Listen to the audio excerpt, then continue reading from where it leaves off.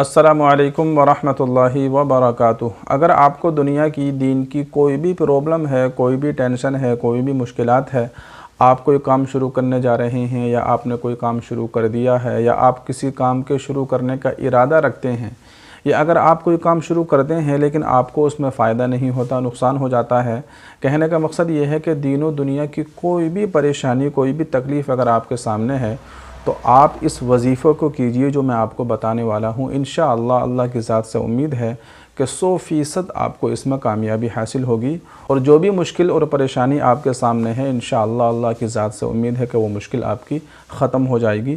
اس وظیفے کو آپ کیجئے، اور یہ وظیفہ، یہ عمل جو میں آپ کو بتانے جا رہا ہوں یہ خود حدیث پاک کے اندر آیا ہے۔ اللہ کے رسول علیہ الصلاۃ والسلام نے بتایا ہے، ابو داؤد کی وہ حدیث ہے۔ آپ اپنی موبائل اسکرین پر دیکھیے کہ یہ سورہ توبہ کی آخری آیت ہے۔ حسبی اللہ لا الہ الا ہو علیہ توکلت وہو رب العرش العظیم۔ یہ قرآن کی ایک آیت ہے۔ اس آیت کو آپ کو صبح و شام 7 مرتبہ پڑھنا ہے، یعنی فجر کی نماز کے بعد میں 7 مرتبہ پڑھ لیجئے، اسی طریقے سے مغرب کی نماز کے بعد میں اس کو 7 مرتبہ پڑھ لیجئے۔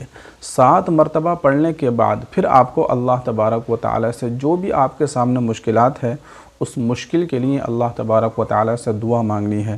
تو انشاءاللہ اللہ کی ذات سے امید ہے کہ آپ کا وہ کام ضرور بن جائے گا۔ کسی طرح کی کوئی پرابلم، کوئی پریشانی، کوئی ٹینشن آپ کو نہیں ہوگی۔ آپ کوئی کام شروع کرنے جا رہے ہیں یا آپ نے کوئی کام شروع کر دیا ہے، یا آپ کسی کام کو شروع کرنے کا ارادہ رکھتے ہیں، یا آپ کو کسی اچھے رشتے کی تلاش ہے، یا اسی طریقے سے آپ کوئی کام کرتے ہیں، آپ کو اس میں بار بار نقصان ہو جاتا ہے، آپ کو اس میں بار بار لاس ہو جاتا ہے، آپ کا کام چل کر نہیں دیتا، آپ نے دنیا بھر کے سارے کام کر لیے، سارے کاروبار کر کے دیکھ لیے، اور ہر جگہ آپ نے جو ہے آزما کر دیکھ لیا، لیکن آپ کو کوئی بھی فائدہ ہوتا ہوا نظر نہیں آتا۔ بہت سارے لوگوں کے ساتھ ایسا ہوتا ہے کہ وہ جس کام میں بھی ہاتھ ڈالتے ہیں تو ان کو نقصان ہی ہو جاتا ہے، کبھی بھی فائدہ نہیں ہوتا۔ تو آپ اس عمل کو کیجئے جو میں نے آپ کو بتایا ہے۔ انشاءاللہ اللہ کی ذات سے امید ہے کہ آپ کو ضرور اس کا فائدہ حاصل ہوگا، اور ضرور آپ کو فائدہ ہوتا ہوا نظر آئے گا۔